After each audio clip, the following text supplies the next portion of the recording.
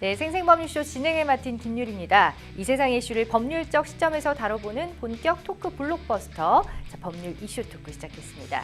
제 옆에는 전희연 시사평론가 자리하셨습니다. 안녕하세요. 안녕하세요. 네, 반갑습니다. 자, 지금 이 방송은요, 유튜브 통해서도 또 실시간으로 방송이 되고 있습니다. 많은 시청 부탁드리고 유튜브 통한 창구도 열어둘 테니까 궁금한 점 있으시면 저희에게 댓글로 남겨주시면 저희가 실시간으로 답변도 도와드릴게요. 네, 그럼 법률 이슈 토크에서 나눠볼 이야기들 화면으로 만나보시죠. 비대면 진료 시범사업 50일, 현장 혼선 심화. 해외여행 대 휴포족, 바캉스 양극화. 주택담보대출 만기 이제는 50년이다. 네, 자 이렇게 지금 요즘에 이슈가 되고 있는 그런 얘기들을 나눠볼 텐데요. 자, 법률 이슈 토크 얼른 시작해 보도록 하겠습니다. 여러분은 지금 생생법률쇼와 함께하고 계십니다.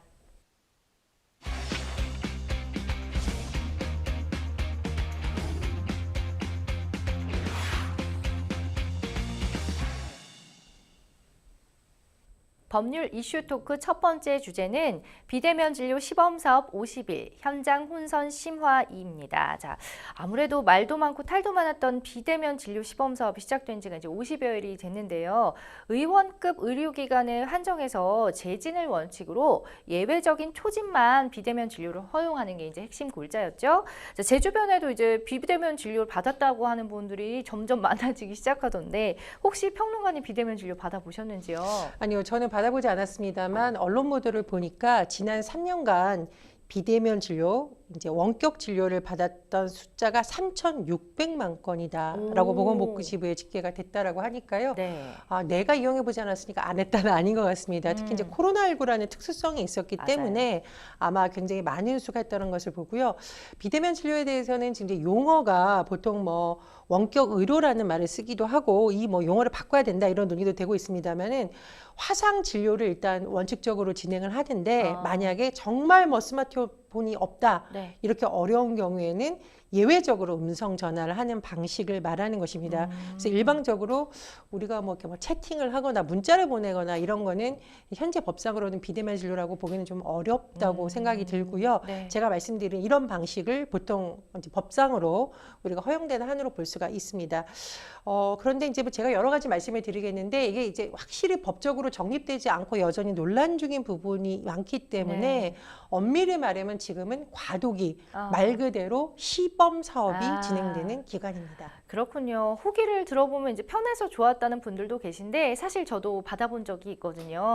근데 이제 대면 진료만큼 이제 세세한 느낌은 없고 아무래도 이제 코라든지 이런 게 좀 답답할 때는 치료가 안 되다 보니까 조금 아쉬운 부분도 사실 있기는 했었습니다. 우선은 이제 시범 사업 이후에 비대면 진료 서비스 업체가 잇따라서 문을 닫고 있다 이런 안타까운 소식도 있네요. 그렇습니다. 최근 들어서 이 이른바 우리가 플랫폼이라고 하잖아요. 네. 근데 잘 보시면 법률 시장도 플랫폼으로 시끌시끌해졌죠. 그렇죠. 편한 점도 있지만 이게 예. 뭐 불법이다, 어떤 뭐 너무 상업적으로 악용되는 경우가 있다라는데 비대면 진료 플랫폼도 비슷한 문제가 지금 드러나고 있는 것으로 보입니다. 네. 최근에 한 5개 업체 정도가 이제 종료하겠다, 폐업을 선언하겠다고 하는데요. 일단 이게 이제 의료 분야다 보니까 굉장히 민감한 문제가 많습니다. 그래서 의료계, 이제 의사협회, 약사회 이런 입장이 다른 부분도 있고 법적으로 완전히 또 정비가 되지 않다 보니 현장에서 나오는 부작용도 있고 무엇보다 이게 수익성이 계속 날 수 있느냐 여러 가지 문제 때문에 지금 문을 닫고 있는 것으로 되는데요. 아까 이제 우리 MC님 말씀해 주실 때 시범 사업으로 이제 바뀌었잖아요. 네. 코로나19 상황에서 허용이 됐던 비대면 진료는 감염병 상황이라는 아주 특수한 상황에서 법적 근거에 의해서 여러 가지 면에서 예외가 가능성이 많다고 보지만 맞아요. 시범 사업을 하면서 동네 의원급 그리고 재진 환자 이렇게 서비스 범위가 축소됐습니다. 근데 이게 동네 환자도 뭐 동네 의원이라는 것도 의원이지만 이게 받는 사람들 입장에서 그런 걸 모르고 했다가 재진 환자만 가능합니다라고 하니까 재진 환자란 뭐야? 이렇게 또 뭐 이제 잘 모르던 문제점을 네. 이제 소비자들이 불편하다고 느낄 수도 있고 네. 여러 가지가 복합되어서 플랫폼 이용자가 한동안 급증했다가 급감하는 접도 이런 업체들이 문을 닫은 한 요인이라고 볼 수 있습니다. 그렇겠네요. 아무래도 이제 좀 제한이 있다 보면은 환자들로서는 좀 불편한 게 있다 그렇죠. 보니까 이제 다시 병원으로 결국은 또 직접 방문하는 경우도 있는 것 같습니다. 이제 약만 배만 탈 경우에는 좀 편리한 부분이 있지만 이런 또 과도기다 보니까 이런 것들이 잘 정비가 됐으면 하는데 또 시범 사업으로 바뀌면서 비대면 진료비가 늘었다 또 이렇게 얘기하는 분들도 계시다고 하네요. 예, 제가 말씀드리듯이 이제 시범 사업으로 넘어오게 된 계기가 코로나19 상황입니다. 네. 코로나19 상황은 감염병이라는 굉장히 특수한 상황이었잖아요. 그래서 코로나 검사 받을 때 별도의 금액을 이렇게 뭐 일반 병원에서 내가 급행으로 막 해달라 이런 경우가 아니면 거의 받지 않았고 네, 맞아요. 치료에 관련된 여러 가지 부분이 국가적으로 운영이 되죠. 그렇다 보니 코로나19 상황에서의 비대면 진료도 환자 개인 부담 같은 경우에는 전화 상담 관리료 30%만 부과하는 구조가 네. 됐던 겁니다. 아. 그런데 이제 이게 시범 사업이 된다라는 것은 앞으로도 계속 쭉 이어질 부분에 대한 사업을 하다 보니 그렇게 하긴 어려워서 그렇죠. 환자 부담이 이전보다는 30% 늘어난 구조로 바뀌게 된 거고요. 정부 입장에서 아니 그것도 줄여주세요라는 뭐 환자들의 요구가 있겠습니다만 제가 말씀드렸듯이 네. 시범 사업이라는 것은 앞으로도 계속 진행될 사업의 모델을 만들어가는 과정이기 때문에 그렇게 하긴 좀 어렵고 앞으로 좀 지속 가능한 상황에 초점을 맞춘 것으로 해석이 됩니다. 아, 그렇군요. 또 일각에서는 이제 비대면 진료의 그 부작용을 해소하기 위해서 비급여 제도 도입 방안에 대한 주장도 제기됐다고 하는데 어떤 내용인가요? 이제 이 부분은 어디에 더 초점을 맞추냐에 따라서 달라질 수 있다라고 봅니다. 네. 김유래 씨님은 비급여 제도에 대해서 좀 어떻게 보십니까? 저요. 사실 좀 적정하게 좀 논의가 됐으면 좋겠긴 해요. 저도 이제 양쪽의 입장이 다 어느 정도는 이해가 가는 상황이긴 하거든요. 그렇습니다. 이제 의료비가 증가한다라는 개념이 환자 입장에서 의료비를 많이 낸다라는 개념도 있지만 네.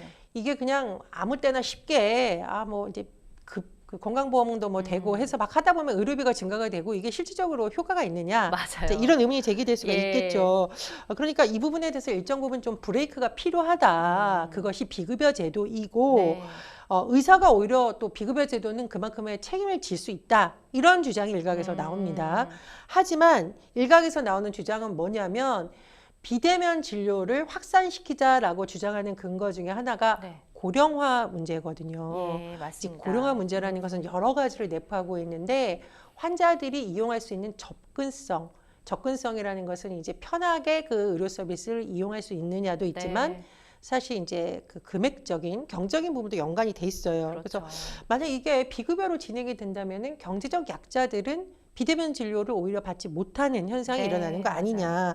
다만 비대면 진료에 있어서 모든 것을 이렇게 하는 것이 아니라 일부는 수가를 어떻게 하고 좀 이렇게 한다면 더 좋지 않겠느냐 이런 반론도 나오고 있다고 합니다. 그러니까 이제 모두를 좀 아우를 수 있는 모두에게 좀 어느 정도 좋은 쪽으로 잘 방향이 제시가 됐으면 좋겠어요.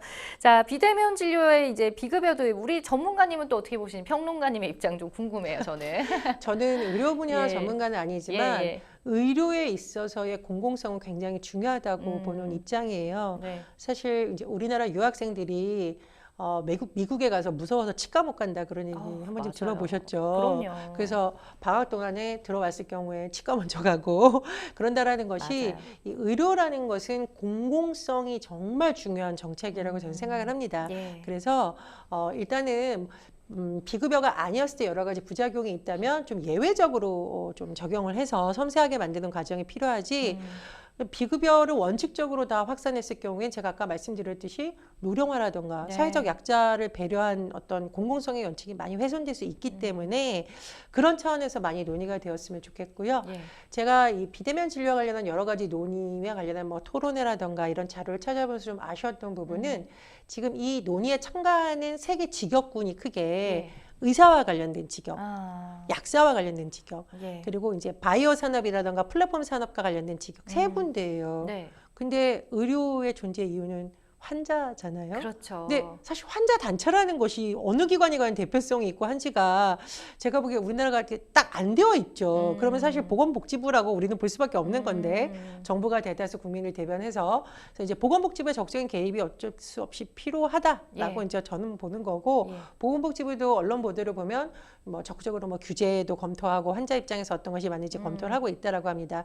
다만 이런 토론회에서도 너무 의료 전문가들의 토론회보다는 네. 그래도 뭐 작은 환자 단체라도 좀 초청을 한다거나 예를 들면 노인 단체 이런 데 많잖아요. 장애인 네. 단체 이런 분들을 좀 참여시켜서 함께 논의하면 어떨까 이런 생각이 들었습니다. 야, 진짜 어떻게 보면 가장 기본인데 환자가 가장 그렇죠. 우선이 돼야 되는데 어떻게 보면 저도 놓치고 있었던 부분인 것 같아요. 그렇습니다. 다시 한번 또 생각하게 되네요. 자, 비대면 진료 시범 사업을 통해서 이제 비대면 진료 제도와 과정에서 고려해야 될 부분들을 찾아내는 중이니까 단점이나 취약한 부분들을 좀 더 열심히 좀 들여다볼 수밖에는 없는 상황이긴 한데 사실 의료 현장은 또 혼란스러우면 안 되는 분야지 않겠습니까? 굉장히 또 중요한 부분이라서 우려되는 부분이 많습니다.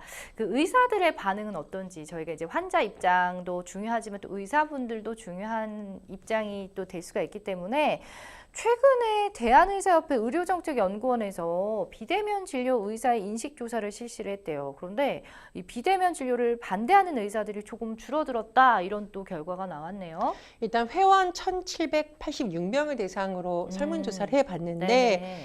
비대면 진료 허용에 대해서 반대가 여전히 많긴 합니다. 55.5%니까 과반을 넘어섰어요. 예. 다만 2020년과 비교해 봤더니 당시에는 반대가 65.2%였으니까 그래도 거의 10% 정도 줄었네요. 9.7%포인트가 그러니까. 줄어든 겁니다. 네. 그런데 이제 진료 중개 플랫폼이 최근에 이제 떠들썩했다가 요즘 폐업하는 분위기라고 하는데 네. 굳이 필요하다면 어떤 형태로 해야 되느냐라고 했더니 57% 가장 많은 응답으로 나온 것이 공공으로 해야 된다. 공공으로. 그러니까 국가에서 개발하고 의협이 관리하는 방식을 가장 음. 선호했다라고 하네요. 네, 그렇군요. 자, 사실 비대면 진료를 들어서 이제 의료계와 산업계 입장차도 또 크다고 합니다. 이제 비대면 진료에 반대하는 의사가 줄었다고는 하지만 여전히 아직까지도 입장차가 줄지는 않고 있는 것 같네요. 그러니까 이제 의료인들의 입장은 그거죠. 의료라는 특수성상 이것을 전면적으로 하기는 아직은 어렵다. 언젠가는 해야 된다라는 건 뭐 이제 코로나19 상황이라던가 노령화 문제를 봤을 때 전세적으로 예전보다 많이 이제 되었는데 지금 의사협회의 입장은 뭐냐면 예를 들면은 촉진하는 경우 있죠. 이런 부분이라던가 환자의 대면에 의해서 반드시 해야 되는 경우가 있는데 과연 이게 직접 보는 것과 아닌 것이 큰 차이가 있을 수가 있다라는 좀 의료인적인 말 그대로 입장이 강한 것으로 보이고요. 하지만 산업계 같은 경우에는 비대면 진료를 필수가 아닌 보조수단으로 잘 활용하면 되지 않느냐라는 의견이 강하다고 봅니다. 네. 그리고 이제 어떤 편리성에서 보자면 또 협회에서는 아니 이렇게 많은 사람들이 편리하게 이용을 했는데 이것을 산업화시켜서 더 편하게 할 수 있는 방법을 개발할 수 있도록 해야 된다라고 네. 해서 규제 완화론이 계속 나오는 것이거든요. 저는 이런적인 측면에서 보는 게 이제 의료인들 경우에는 굉장히 가치 중심적 판단을 저는 한다고 봐요. 환자의 생명은 예, 그 예. 무엇과도 바꿀 수 없다. 어. 불편하더라도 아. 환자의 생명과 안전이 더 중요하다의 방점이 가 있는 것으로 보고 산업계는 물론 그것도 중요하지만 비대면 원격 진료회가 말 그대로 모든 걸 하자는 건 아니지 않냐. 보조적 수단이라면 오히려 그런 법적 조치에 대한 정부가 책임을 잘 만들어주고 뭐 보조하는 방식으로 잘 우리가 여러 가지 산업적인 측면에서 하면 되지 않느냐. 그러니까 산업적 측면에 말 그대로 편리성 이런 데 초점이 가는 차이점이라고 생각이 듭니다. 우리나라가 참 급변하기로 유명하잖아요. 이걸 또 따라잡는 게 빨리빨리 따라잡기 위해서 또 이렇게 산업적 측면도 얘기를 해주셨고 또 의료계는 또 가치 중심적인 또 판단을 한다. 이렇게 지금 팽팽하게 맞서고 있는 상황인데 얘기를 듣다 보니까 이 말도 맞는 것 같고 저 말도 맞는 것 같고 그렇습니다. 우리 평론가님 어떻게 생각하세요? 예, 근데 제가 국회 얘기를 자주 하는 이유가 네. 국회라는 곳이 전 국민을 대상으로 가장 국민의 이익을 극한시할 수 있는 것이 무엇인가를 논의를 하는 것이거든요. 네. 그래서 국회에서 지금 관련 법이 계속 잇따라 발의되고 있는 것을 봤더니 뭐 그런 고민을 많이 담은 것 같습니다. 근데 잘 논의가 안 되고 있어요. 네. 잘 논의가 되어야 된다라고 보고요. 그리고 제가 말씀드렸듯이 의료계와 산업계의 갈등이 본질적인 문제라기보다는 어느 정도까지 의료인의 법적인 책임을 져야 되느냐도 굉장히 예민한 문제이죠. 의사들의 입장에서는 사실 직접 보고 촉진하고 이런 게 더 위험을 줄일 수 있는 방안인데 화상 그것도 안 되면 음성으로 했을 경우 사고가 났다. 적극적으로 하기가 어렵다는 맞아요. 거죠. 뭐 이런 예. 부분이라든가 이런 부분, 즉 환자의 안전성과 관련된 논의가 집중적으로 돼야 되는데 이런 부분은 오히려 국회에서 제대로 전문가들과 약간 다소 중립적인 입장이라든가 정부 정책 관계자들이라든가 국회의원들이 같이 논의를 해야 되거든요. 실제로 법안을 만들 때 그런 논의 과정을 같이 거치게 되어 있습니다. 네네. 그래서 그런 논의가 되는 것이 조금 더 현명한 방법이라는 생각이 듭니다. 그러니까 말입니다. 자, 현행 시범 사업에서 가장 또 도마 위에 오른 문제 중에 하나가 바로 약 약 배송에 대한 부분이었다고 합니다. 비대면 진료 시범 사업에서는 진료를 재진 진료를 위주로 비대면을 받을 수가 있지만 약 같은 경우는 이제 약국을 찾아가서 대면으로 받도록 하고 있잖아요. 지금 예. 그렇습니다. 근데 이 부분이 네. 제가 이제 조금 오해가 없게 말씀을 드리는데 비대면 진료 후에 이제 처방전을 보통 쓰고 우리가 약국 가서 약 받는 거는 일반 진료도 똑같잖아요. 네, 그렇죠. 그러면은 어떤 환자들 입장에서는 아니 비대면 진료를 하는 건 내가 집에서 못 움직이는 건데 약도 집으로 배송해주면 되지 않느냐. 예. 재택 수령을 예, 하면 그렇게 되지. 생각할 수 있죠. 그렇게 할 수 있겠죠. 근데 이제 일반적인 원칙은 아니에요. 일반적으로 지금 우리나라는 예외적인 경우만 있지 그게 일반적으로 지금 허용이 되지 않습니다. 그래서 이 부분에 대해서 뭐 의료계라던가 일부 산업계에서 비판이 나온다고 하는데 또 일부 약사들의 의견을 들어보면 이 약품의 오남용이라던가 무슨 공장처럼 운영돼서 되는 오남용 그러네요. 사례에 대해서 굉장히 심각한 문제를 초래할 수 있다라는 거죠. 그러니까 쉽게 말하면 의료기관이 팩스나 이메일을 통해서 약국에 처방전을 보내줍니다. 그 다음에 어떻게 해야 되냐면은 본인 수령을 하든 대리 수령을 하든 재택 수령을 하든 결정을 할 수는 있지만 이게 약을 이렇게 배송을 해주는 방식 이런 방식에 대해서는 부작용을 우려하는 목소리도 많거든요. 그래서 각종 토론회에서 보니까 입장이 팽팽하게 맞서졌는데 이 부분도 역시 사실은 전문가들의 논의라든가 국회 차원의 검증이 필요한 거죠. 아니 정말 들으면 들을수록 답이 없어요. 아니 그냥 원래대로 대면 진료하면 안 돼? 이렇게 싶다가도 또 정말 취약계층에 있는 분들 힘드신 분들한테는 또 꼭 필요한 제도인 것 같기도 하고 그리고 의료라는 정말, 분야는 만약 무언가 잘못되면 굉장히 환자에게 큰 피해를 초래할 수가 있죠. 그렇죠. 그렇기 때문에 사실은 복잡한 문제라고 볼 수 있습니다. 진짜 복잡하네요. 네, 자 무엇보다 가장 불편을 겪는 이들은 당연히 환자 중심이기 때문에 비대면 진료 플랫폼을 이용해서 이제 진료를 받으려는데 누구는 되고 누구는 안 되고 또 이러면은 또 형평성에 문제가 생기는 거잖아요. 이건 이제 굉장히 예. 혼란스러운 거죠. 말 그러니까요. 그대로 우리가 의료라는 거 한번 생각을 해보시면 우리가 뭐 쇼핑은 안 해도 내가 일상생활을 못한다 이런 게 아니지만 네. 몸이 아픈 건 굉장히 중대한 아유, 문제이죠. 그럼요. 네. 근데 환자들 입장에서 이 플랫폼을 이용을 하는 것을 기자가 한번 해봤더니 본인은 초진인데도 너무 쉽게 되더라. 또 다른 사람한테 한번 해봤더니 초진 환자는 원칙적으로 안 됩니다라고 아유. 한다는 거야. 이게 관련 현장에서 혼선이 계속되고 있다는 겁니다. 네. 그래서 의료계에서 시범 사업에 대해 근거로 법적인 부분을 정비하지 않으면 현장에서 계속 혼선이 나올 수 있다라는 지적이 바로 이렇게 나오는 이유입니다. 그게 가장 시급한 문제네요, 네, 지금. 그렇죠. 자, 환자는 불편하고 또 의사는 외면하고 또 플랫폼 업체는 줄줄이 폐업하는 좀 이러한 상황에 놓여 있는 현실입니다.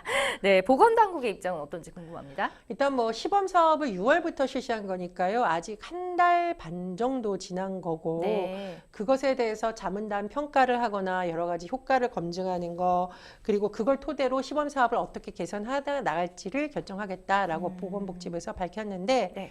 모든 정부에서 시범 사업할 때 이렇게 얘기합니다. 그렇죠. 네. 네. 좀 구체적으로 들여다봤더니 예. 의료계와 합의한 대로 재진 원칙을 지킨다.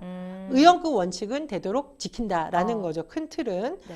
다만 이제 여러 가지 말씀드린 뭐 논란이 있는 부분이 있잖아요. 예. 약 수령을 뭐 어떻게 하느냐 뭐 이런 부분에 대해서는 향후에 좀 더 논의를 해보겠다라는 거예요. 언제? 그러니까요. 예. 그래서 네. 이런 이제 산업계라든가 그런 데서 나오는 목소리는 아니 이거 추상적으로 얘기하지 말고 언제까지 구체적인 무엇을 거 어떻게 원해요. 한다 예. 이거 해야 되는 거 아니냐 그런 지적도 나오고 있다고 합니다. 그렇습니다. 자, 코로나는 이제 세계적으로 많은 것을 바꿨지만 국내는 물론 세계적인 비대면 진료 허용과 확대에 결정적 영향을 미치기도 했죠. 이 과거부터 비대면 진료 혹은 또 원격 진료라고 불리는 정책적 시도는 수차례 진행이 됐었지만 사실 그때마다 의료계의 강력한 반발에 부딪혀서 무산이 되는 경우가 많았습니다. 자, 아무래도 환자 안전과 의료의 질의 저하라든지 대형 병원 쏠림 등 의료계 주장에 이제 아무래도 어느 정도는 타당성이 인정됐기 때문이 아닌가 싶기도 한데 또 코로나를 거치면서 이제는 또 비대면 진료 또 원격 진료가 국내뿐만 아니라 이제 세계적으로도 좀 대세가 된 그런 또 분위기 같기도 합니다. 어떻게 보세요? 그렇습니다. 일단 코로나19 상황을 겪으면서 이게 좀 비대면 진료, 원격 진료가 불가피한 상황이 또 올 수도 있다라는 맞아요. 인식이 많이 확산된 것 같고요. 네. 두 번째는 이제 정보 격차로 인한 그 우려도 많이 있었거든요. 근데 사실 이제 스마트폰이라든가 요즘은 원격 진료를 가능하게 하는 기기 사용이 너무 쉬워졌으니까 예. 쉬운 방법으로 환자들이 진료를 받을 수 있다면 좋지 않느냐라는 인식도 많이 확산된 것으로 보입니다. 이제 그럼에도 불구하고 뭐 치료 품질도 좋아지면 좋고 의료 접근성도 개선되고 이런 긍정적 효과를 기대하는 의견도 있지만 네. 여전히 이제 문제되는 것은 뭐냐면은 개인정보 보호. 이게 영상기기가 이것을 녹화하거나 녹음하는 기능이 보통 많죠. 그럼 이건 또 어떻게 할 거냐? 그렇죠. 복잡하네요. 예. 그렇습니다. 그럼 의사 개인이 가진 휴대전화를 했을 때 이거를 누구 소유로 봐야 되느냐? 뭐 여러 가지가 이제 나올 수 있겠죠. 네. 그래서 아마 개인정보보호위원회에서도 이런 것이 좀 협의가 될 것 같고요. 예. 그리고 제가 말씀드렸듯이 의료라는 분야가 굉장히 특수하고 고도의 전문성이 요구되는 분야이기 때문에 제가 보기에 이제 국회에서 논의가 잘 안 되는 게 물론 국회가 일을 안 한다라는 비판을 피해갈 수는 없지만 너무 전문적인 영역이다 보니 아주 세심하게 접근해야 된다라는 부담감도 분명히 있을 거라고 봅니다. 그렇죠. 그럼에도 불구하고 이거 일반 국민이 토론으로 결정할 수 있는 사항은 아니거든요. 예. 그래서 이제 국회나 보건복지부가 더 분발을 하셔야 된다 음. 이런 생각이 듭니다. 참 이게 얘기를 들으면 들을수록 이게 쉽지는 않겠다라는 생각이 드네요. 자, 비대면 진료 제도화 과정에서 가장 중요시해야 될 부분은 뭐 늘 강조드리지만 역시나 국민의 건강이 아닌가 싶습니다. 비대면 진료가 올바른 방향으로 이제 제대로 정착을 하기 위해서는 어떤 과정을 거쳐야 할까요? 시범 사업 지금 굉장히 또 중요한 사업이잖아요, 시기잖아요. 그렇습니다. 예. 그러니까 효과와 부작용을 정확하게 판단을 해야겠죠. 직접 이 비대면 진료를 활용을 해본 환자들의 입장에서 이게 정말 효과가 있었는지, 이 효과라는 것이 그냥 편해서 좋다는 건지 아니면 의료 품질 향상인 건지에 대해서도 굉장히 세밀한 접근이 필요한 거고요. 그리고 편리성을 더 중요시할 것인가 아니면 불편하더라도 안정성에 더 중심을 줄 것인가 예. 둘 다 맞는 말이잖아요. 이 부분에 대해서 이제 합의점을 찾아야 되는 시기가 왔다라고 네. 생각을 하고요. 예. 저는 다만 거듭 강조하는 것이 의료라는 것은 공공성을 배제한 정책은 사실은 업계 입장을 절대 대면하면 안 되는 곳이 네. 바로 의료 분야입니다. 그래서 보건복지부가 사회적 약자라든가 노인들이라든가 비대면 진료가 그냥 편리성이 아니라 절대적으로 필요한 환자들의 입장에서 과연 어떻게 돼야 되는지 열심히 제도를 정비해 주셨으면 합니다. 아유, 어쩜 이렇게 또 객관적으로 말씀을 잘 하시는지 네, 많은 공감을 또 하면서 자, 첫 번째 법률 이슈 토크 마무리하도록 하겠습니다. 여러분은 지금 생생법률쇼를 함께하고 계십니다.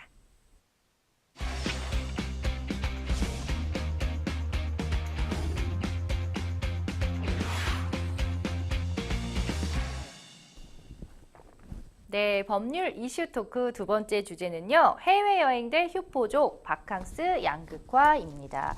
코로나19 이후에 오랜만에 맞는 거리두기 없는 여름이죠. 그래서 많은 분들이 이제 이때만 기다렸다. 또 해외로 나가려는 분들도 많으십니다. 자, 혹시 올 여름 휴가 계획 세우셨어요? 예, 저 이제 가족들하고 의논을 하고 있고요. 가족들하고 약속한 것이 휴가 기간엔 되도록 서로 휴대전화를 보지 않는다. 입니다. 중요하죠. 네. 제가 얼마 전에 본 게 우리 막 5살짜리 꼬마 아이가 릴스 같은 거 요새 유행이니까 엄마 아빠에게 바라는 점 했더니 휴대전화 좀 그만 봤으면 좋겠다고. 그 맞습니다. 조그만 아이들이 눈을 마주쳐야 되는데 계속 이거 하면서 대답을 하니까. 그럼 김유리 MC님의 네. 올해 휴가 계획은 어떠신가요? 저는 이제 9월 말쯤에 이제 남들 다 갔다 오면은 이제 갈까 늘 그래 왔거든요. 네. 근데 올해는 또 그것도 의미가 없는 것 같더라고요. 네. 폭염. 그렇습니다. 네, 고민이 많네요, 저도. 자, 어쨌든 뭐 여름 휴가 시즌이 본격적으로 시작이 된 가운데 천정부지로 치솟은 또 물가 또한 무시를 못하죠. 이것 때문에 휴가 계획에서도 양극화 양상이 나타나고 있다고 하는데요. 우선 팬데믹으로 제가 말씀드렸듯이 지금까지 좀 묶여 있었어요, 해외가. 그런데 이제 올해는 또 해외로 여름 휴가 가려는 분들도 많으시더라고요. 예, 인천국제공항 조사에서 실태 조사를 해봤더니 무려 응답자 10명 중에 4명이 휴가 해외여행 와, 가겠다라고 진짜 했다는. 많네요. 그렇습니다. 이제 코로나19로 인한 규제가 여러 가지 풀리니까 그동안 못 갔던 거 가고 싶다라는 심리가 진짜 폭발 수준으로 이런 해석이 나오고 있고요. 네. 떠나고 싶은 해외여행지는 보통 비행시간 6시간 이내를 선호한다라고 하죠. 그래서 뭐 베트남, 다낭이 강세를 보였고 태국의 방콕, 네. 괌, 일본 도쿄, 일본 오사카 순으로 나타났다고 합니다. 다 가고 싶네요. 저도 다 가고 싶네요.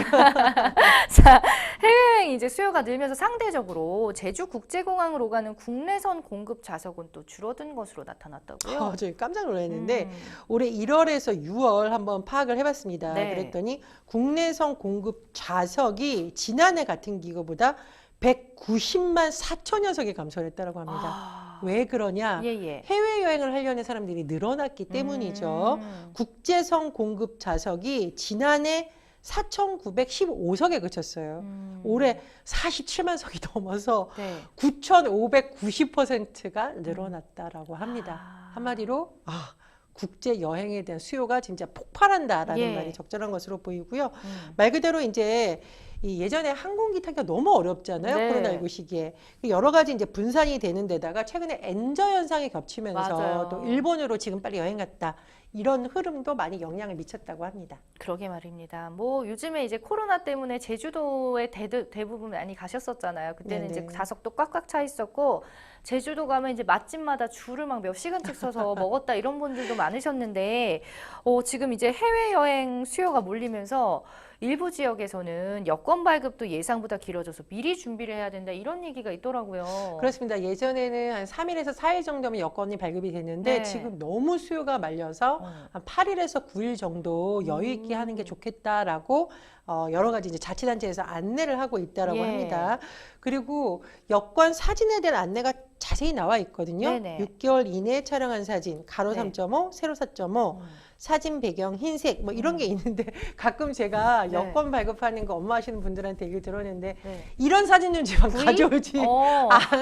안 왔으면 좋겠다. 어. 그리고 우리가 이런 사진 뭐 이런 사진 그런 건 본인 인스타에나 올리시지. 아니, 그러니까 상식적으로 예, 예. 상식적으로 안 되죠. 그렇죠. 꼭 그런 사진 가져와서 떼쓰는 분들이 아직도 있다. 아이고, 그 규정이 확실히 있기 때문에 떼쓴다고 되는 게 그렇습니다. 아니에요, 그리고 이제 여러분. 여권이라는 네. 것은 우리나라에만 사용되는 것이 아니라 해외적으로 공용되는 어떤 규칙이라는 그럼요. 것이 있는데 그래서 제가 이제 맞냐고 하니까 의외로 굉장히 많다고 하시더라고요. 그리고 모자 쓰고 찍은 사진 이런 거 안 아유, 됩니다. 당연하죠. 그래서 그런 거 미리 좀 잘 꼼꼼하게 하셔야 됐고 무엇보다 어쨌든 예전보다는 여권을 발급받아서 수령할 수 있는 시간이 길어졌으니까 해외여행 준비하시는 분들 미리미리 점검하셔야겠습니다. 뭐든지 미리미리 해야 탈이 없어요. 네, 자 대표적인 해외 관광지 하면 또 유럽을 빼놓을 수가 없는데 엔데믹 이후에 유럽에 그동안 여행을 하지 못했던 관광객들이 대거 몰리면서 지금 또 유럽 도시들이 몸살을 앓고 있다고 합니다. 그렇습니다. 이게 뭐 예. 한꺼번에 진짜 폭발 정도라고 했다 보니 유명 관광지에 너무 많은 사람이 몰려서 부작용이 속출하고 있다라고 하는데 네.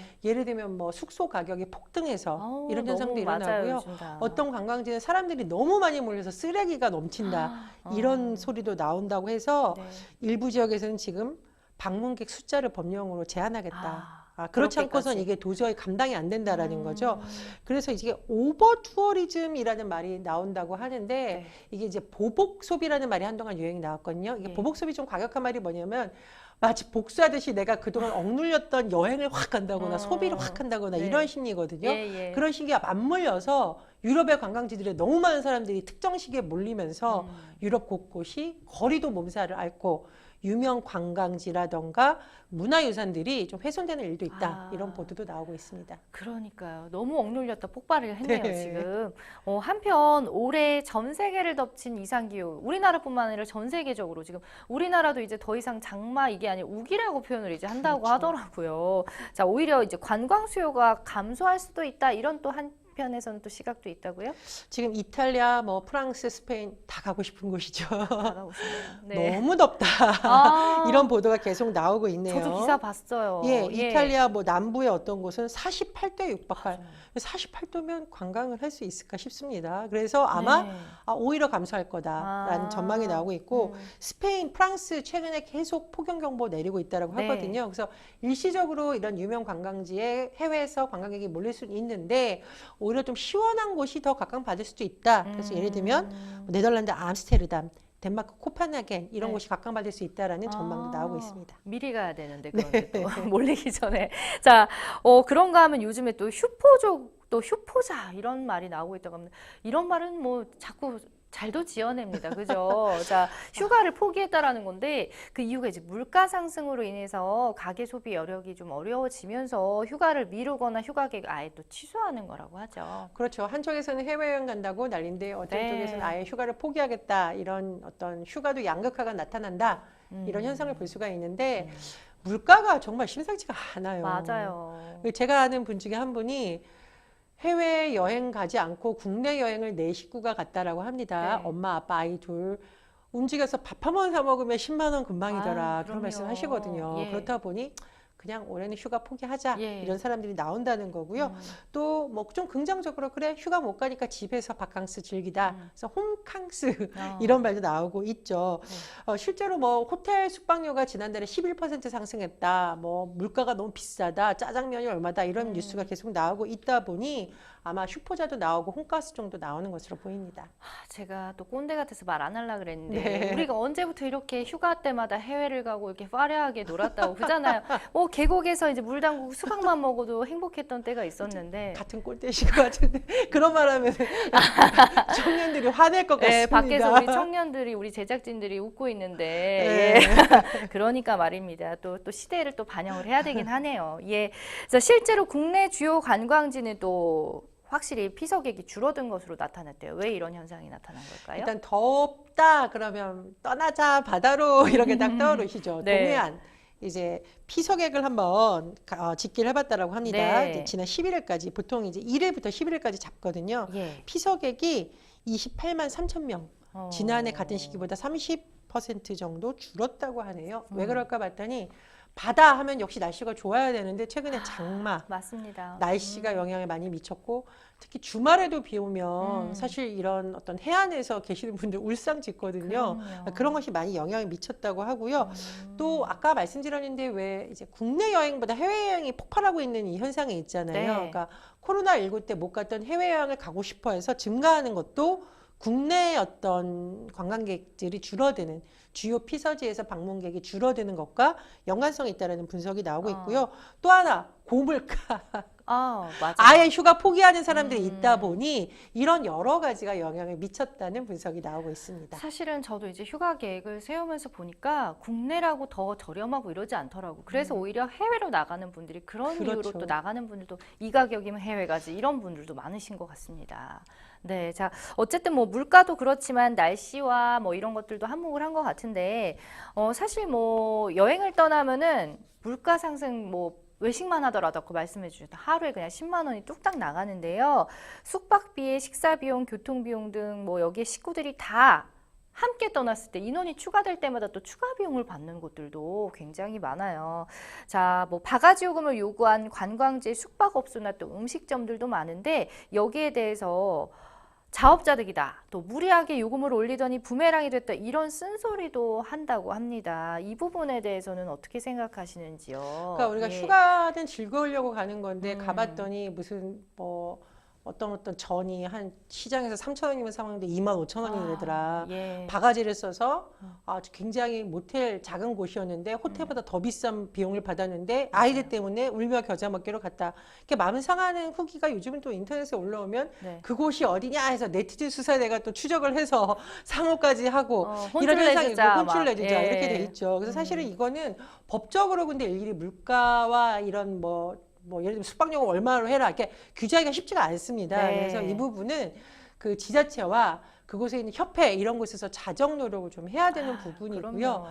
최근에 우리 무슨 지역 축제에서 음식값 바가지 씌워서 굉장히 논란이 됐었잖아요. 과자 막 이런 거. 예. 전체가 아니라 일부 상인들의 이런 어떤 행태가 논란이 되면 그 지역 전체가 피해를 입거든요. 맞아요. 그래서 최근에 뭐 지자체들이 사전에 간담회를 하기도 하고 이 선은 우리가 넘지 말아야 된다 이렇게 또 가이드라인을 서로 협의하는 경우도 있습니다. 그러니까요. 참 그 휴가를 뜻하는 베이케이션과 또 인플레이션을 합쳐서 베케플레이션이라는 말까지 등장을 했다고 하니 참 말 다 했죠. 저는 인플레이션이라는 예. 말 너무 무섭습니다. 저도요. 밀크플레이션 해서 인플레이션에 우유를 합한 밀크플레이션이라는 말이 최근에 나왔는데 예, 그건 또 무슨 뜻이에요? 우유 가격이 오르면은요 이 우유를 사용하는 빵, 과자 다 오릅니다. 그래서 밀크플레이션이라는 말도 나오거든요. 네. 지금 말씀하신 베프레이션 당분간 이런 용어 좀 안 나왔으면 그러니까 더 좋겠다라는 이상 안 생각이 나왔으면 좋겠네요. 듭니다. 안 그래도 저도 기사 봤는데 이제 우유 한 팩 3,000원 이상 시대가 온다고. 그렇습니다. 거기까지 생각 못했네요. 네. 우유로 만드는 것들이 많은데. 다 같이 오릅니다. 아이고 그렇습니다. 자, 그 물가에 민감한 소비자들이 등을 돌리려는 조짐이 보이자 실제로 일부 지자체는 자진해서 바가지요금을 근절하는 캠페인을 시작했다고 합니다. 아까도 뭐 살짝 언급을 해주 지자체에서 미리 나서고 있다. 어떤 캠페인을 벌였는지 궁금하네요. 예를 들면 이제 강릉 같은 경우에는 숙박시설 요금을 네. 말하자면 성수기 때 너무 올리진 말아라. 이렇게 2배 정도까지만 올리는 거는 그렇다 치더라도 그래서 피크제를 도입을 하는 이런 것을 좀 도입했다라고 하고요. 그리고 왜 이제 우리 해수욕장 같은 데 가면 파라솔 같은 거 너무 비싸다라는 논란 된 적이 있잖아요. 그러니까 상한선을 좀 정하자. 그리고 포항시 같은 경우에도 뭐 샤워장 이런 거 이용요금 좀 동결하자라는 움직임이 있다라고 하니까요. 네. 지자체 입장에서는 사실 일부 잘못된 상인들의 행태가 언론 보도에 나오거나 인터넷에서 논란이 되면 전체가 피해를 입거든요. 그래서 아마 그렇기 때문에 이런 근절 노력을 하는 것으로 해석이 됩니다. 또 어떤 지자체에서는 이제 경비 부담으로 휴가를 포기한 사람들이 늘어나니까 아예 캠핑 용품 등을 저렴하게 대여를 해주는 사업을 하고 있다고 해요. 저 너무 좋은 것 같습니다. 광주 광역시 남구에서 캠핑 용품을 빌려준다라고 하네요. 네. 예를 들면은 뭐 BBQ 할 수 있는 팬도 빌려주고 너무 좋네요. 캠핑용 랜턴, 네. 호펠, 캠핑용 매트, 4인용 텐트 이런 걸 다 이제 물품을 들여와서 한다라는 건 너무 좋은 게 캠핑은 너무 가고 싶어요. 네. 텐트도 있으면 좋아요. 예. 근데 솔직히 텐트를 1년에 몇 번 쓰겠습니까?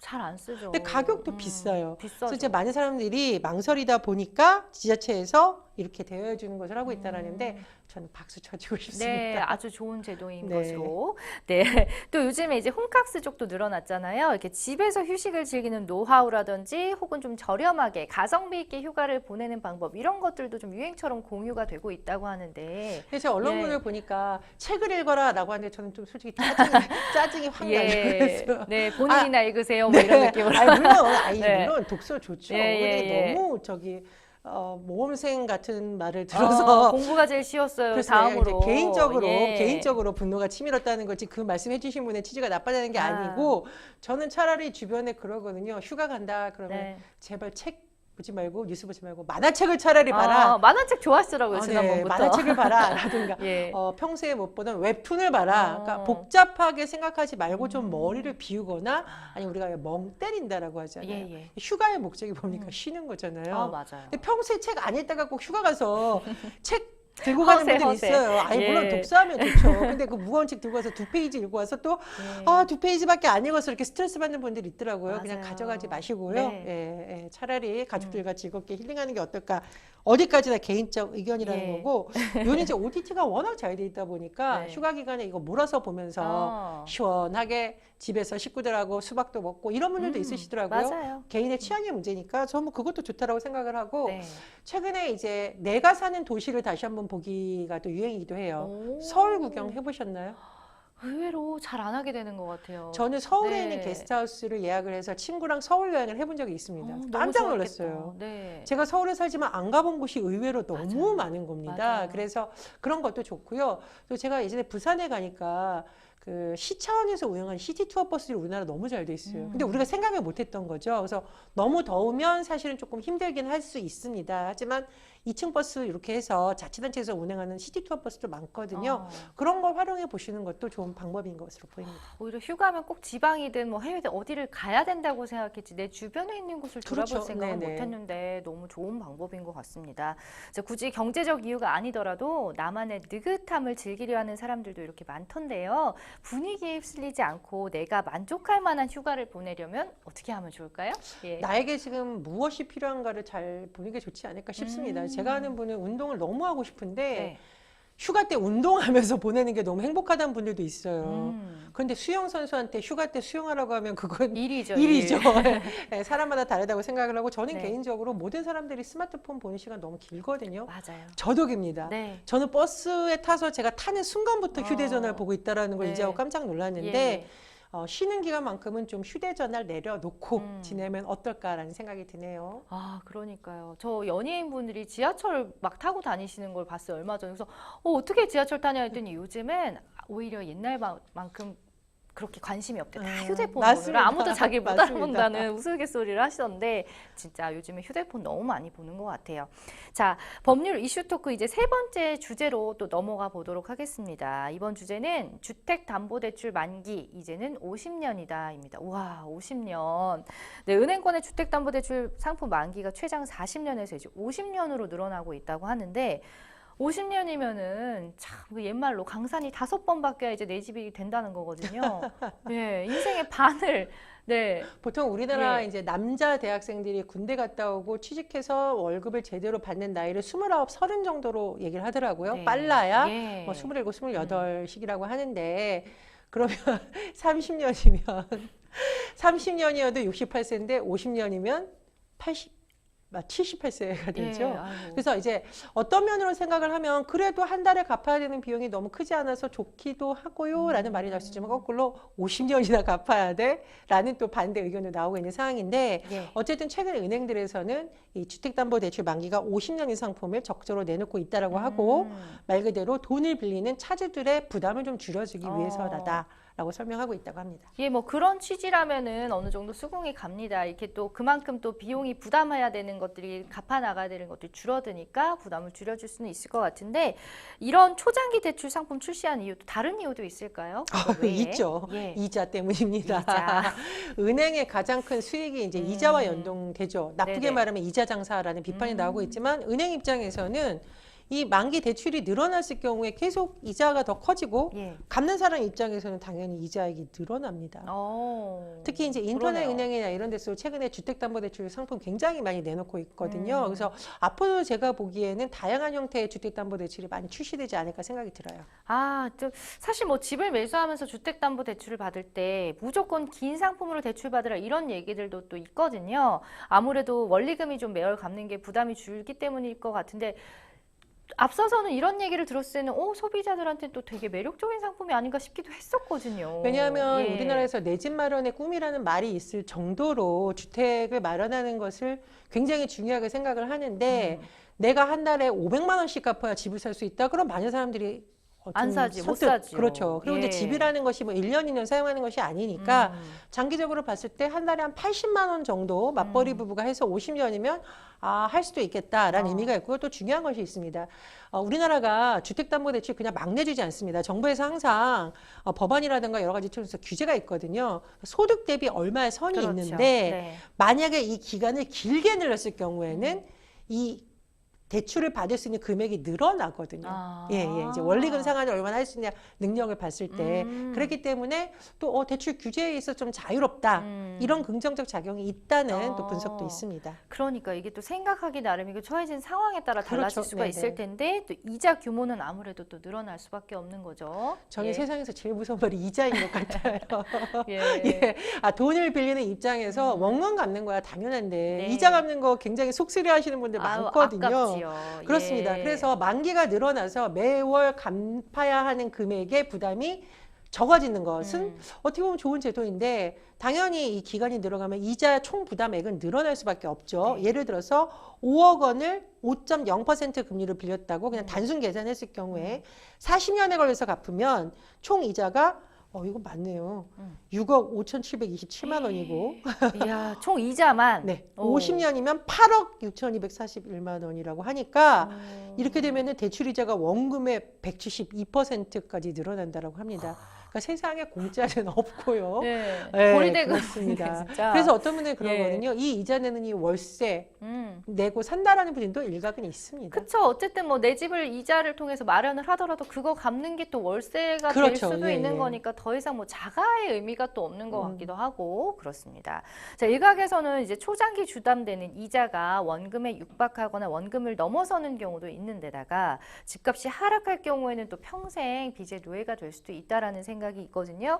자, 집값이 하락하면 아무래도 이제 매매가 힘들기 때문에 리스크가 클 텐데 그럼에도 이 50년 동안 갚는 주담대 상품이 인기를 끌까요? 어떻게 보세요? 소비자 반응이 이건 사실은 어떨까요? 금리를 잘 보셔야 됩니다. 이게 금리가 어떻게 되느냐도 봐야 되는 거고요. 네. 이게 굉장히 거시적으로 보면은 예를 들면은 경기의 흐름 이런 것도 영향이 있을 수 있고요. 네.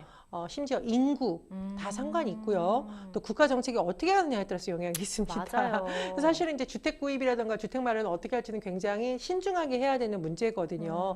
50년 동안으로 계약을 해놨는데 갑자기 바꾸기 쉽지가 않잖아요. 그럼요. 그런 부분 잘 검토를 해보셔야 되겠고 네. 그래서 소비자 반응을 당분간 좀 지켜봐야 될 것 같습니다. 다만 주담대 상품의 금리가 그렇게 떨어지지는 않을 것 같다는 전망이 나오고 있기 때문에 그 정도 금리 부담 감당하더라도 나는 집을 꼭 마련하고 싶고 네. 어느 정도 여력은 된다라고 얼마라고 하시면 예. 한번 선택을 해보실 수 있는 거고, 내가 뭐 몇십 년 후에 한국에 안 살 수도 있고 나는 집보다는 내 자기 개발에 더 투자하겠다. 이런 분들 입장에서는 네. 굳이 주택을 마련하시는 것보다는 네. 다른 쪽으로 자산을 운용하는 게 더 맞을 수도 있습니다. 그렇죠. 한 치 앞도 알 수가 없기 때문에 네. 선택은 본인이 하는 거고 본인 상황에 맞게끔 결정을 하셔야 될 것 같아요. 자, 최근에 또 부동산 시장이 조금씩 분위기가 풀리고 있는 추세입니다. 은행권 가계대출이 다시 증가세를 보이고 있다고 하네요. 이 가계대출 저는 개인적으로 굉장히 무서운 말이라고 생각을 하는데 네. 이게 가계대출을 경제 시한폭탄이라고 설명을 합니다. 오. 당장 터지지는 않지만 가계대출의 수치를 쭉 보면 이게 여러 가지 국가 경제에도 타격을 입히고요. 네. 가계대출 증가는 개인의 파산 문제라든가 여러 가지와 연관이 되어 있어요. 그렇죠. 그래서 굉장히 주의 깊게 이 수치를 보고 있는데 국제결제은행에 따르면 우리나라의 가계부문 총부채 원리금 상환 비율이 13.6%, 호주에 이어 두 번째로 높고 중요한 것이 있습니다. 가계빚의 증가 속도를 봤더니 이거 주요국 같은데 두 번째예요. 빚이 많고 빨리 늘고 있다는 겁니다. 많고 빨리 늘고. 그렇습니다. 제가 이제 시한폭탄이라는 말을 했었는데 그래서 일각에서는 정부에서 자꾸 대출 규제 풀어주는 것이 서민들이 집 마련하게 도와주는 거다라는 긍정론도 있지만 일각에서는 정부에서는 집을 안 사도 살 수 있는 법을 먼저 마련해야지 자꾸 빚내서 집 사도록 네. 부추기면 안 된다라는 반대론도 네. 이런 것 때문에 나오는 거거든요. 그러니까요. 양면을 다 볼 필요가 있다는 생각이 드네요. 맞습니다. 자, 이게 또 은행권 가계대출 잔액이 증가세로 돌아선 상황에서 시중은행 주택담보대출 금리도 오름세를 지속하고 있다고 합니다. 기준금리는 동결인데 주담대 금리는 왜 오른다고 보세요? 주담대 금리는 이제 코픽스라는 수치에 따라서 영향을 받는 부분도 있고요. 최근에 특수 상황은 뭐냐면 네. 우리 왜 새마을금고 사태 예. 최근에 한번 다룬 적이 있습니다. 그래서 새마을금고가 이 채권 보유했던 것을 대량으로 매각하니까 시장금리 상승의 어떤 여파가 있다 이런 분석도 나오고 있습니다. 그렇군요. 또 하나 우려되는 부분이 있습니다. 바로 역전세인데요. 역전세 우려가 있는 집주인으로서는 이제 추가 대출이 절실한 상황인데 대출 여력이 확대가 되는 50년 만기 주담대 상품 좀 반가운 입장일 수도 있을 것 같아요. 네. 이 역전세난과 관련해서 최근에 정부가 여러 가지 대책을 발표한 바가 있는데 단 굉장히 조건을 까다롭게 해놨어요. 그러니까 이게 진짜 역전세 때문에 전세 보증금 돌려주기 위해서 하는 건지 네. 아니면 다른 목적인지에 대해서 정부가 여러 가지 제도를 만들어 놨거든요. 그래서 그런 부분은 저는 필요하다라고 생각을 그렇죠. 하는데 네. 제가 보기에 이 주택을 둘러싼 여러 가지 문제는 단기 처방으로는 사실 해결이 어렵습니다. 맞습니다. 그래서 사실은 뭐 선거가 올 때만도 이 부동산 정책이 가장 핫한 정책인데 예. 어쨌든 정부에서 여러 가지 노력을 한다라고 하니까 저의 바람이 있다면 저도 저지만 청년 세대들이 네. 이 집을 마련하는데 온 일생을 바쳐야 된다라는 구조는 좀 바꿔야 되지 않을까 생각이 네. 듭니다. 그러니까 갈수록 이게 결혼도 안 하고 출산도 안 하고 그렇습니다. 집값이 너무 비싸고 그렇죠. 안정적이지 못하니까 그렇습니다. 그런 또 문제가 있는 게 아닌가 싶습니다. 예, 한국은행 기준금리가 이제 하반기에 동결 기조가 이어질 것이란 예상이 힘을 받으면서 내년 상반기 금리 인하 가능성까지 나오고 있습니다만은 또 일각에서는 또 대출 금리 인상을 또 점치고 있다고 해요. 사실 차주 입장에서는 이제 금리 상황이 어떻게 바뀔지 알 수가 없잖아요. 이럴 때 나에겐 좀 유리하고 합리적인 대출 상품이 무엇인지 아무래도 이제 본인이 스스로 확인을 좀 해야겠죠? 예, 요즘 정부에서 여러 가지 제도를 만들어서 금리를 한꺼번에 비교할 수 있게 하거나 이런 거 많은 이제 플랫폼도 많이 등장을 했거든요. 네네. 꼼꼼하게 비교해 보셔야겠고 저는 금리가 싸다 비싸다도 높다 낮다도 중요하지만 내가 상환할 수 있느냐가 가장 중요하다고 보거든요. 맞아요. 제가 말씀드렸듯이 과도하게 대출해서 여러 가지 영끌했다가 실용불량자가 될 수 있습니다. 무리하게 했다가. 그렇습니다. 예. 이제 실용불량자가 되면 여러 가지 문제가 발생하거든요. 그래서 주택 문제라는 것은 이제 국가가 어쨌든 해결해야 되는 거지만 대출을 받을지 안 받을지 내가 결정하는 거니까 정보를 네. 꼼꼼하게 보셨으면 좋겠고 특히나 최근에 물론 뭐 깡통전세 문제라든가 주택 사기 문제 정부에서 많은 단속을 하고 있지만 제가 꼭 말씀드리는 게 있어요. 집 문제만큼은 반드시 검증을 또 해야 된다라고 말씀을 맞습니다. 드립니다. 그래서 계약을 하시거나 은행에서 대출 받으실 때도 귀찮더라도 서류 꼼꼼하게 하시는 노력이 꼭 필요하겠습니다. 진짜 꼭이요. 그죠? 네. 자, 어쨌든 뭐 주택담보대출 50년 만기에 관한 얘기까지 저희가 나눠봤습니다. 자, 여러 가지 다양한 상품을 비교해 가면서 나에게 합리적인 상품을 잘 선택하시기를 바라겠고요. 다시 한번 강조드리지만 정말 꼼꼼하게 알아보셔야 됩니다. 이제 평생을 좌우하는 거기 때문에 그렇습니다. 재미있는 것이. 네, 자 생생법률쇼 어느새 마칠 시간입니다. 오늘 함께해 주신 전희연 평론가님 감사합니다. 네, 방송이 끝나더라도 상담 접수는 계속됩니다. 변호사분들께 무료로 상담받고 싶다 하시는 분들은 언제든지 고민하지 마시고 02557-8295번으로 연락 주시고요. 또 법률방송 홈페이지나 이메일을 통해서도 사연 접수 받고 있으니까 많이 사연 보내주시기 바랍니다. 네, 오늘 준비한 내용 여기까지고요. 시청해주신 여러분 고맙습니다. 안녕히 계세요. 이게 좋아 유치한 질문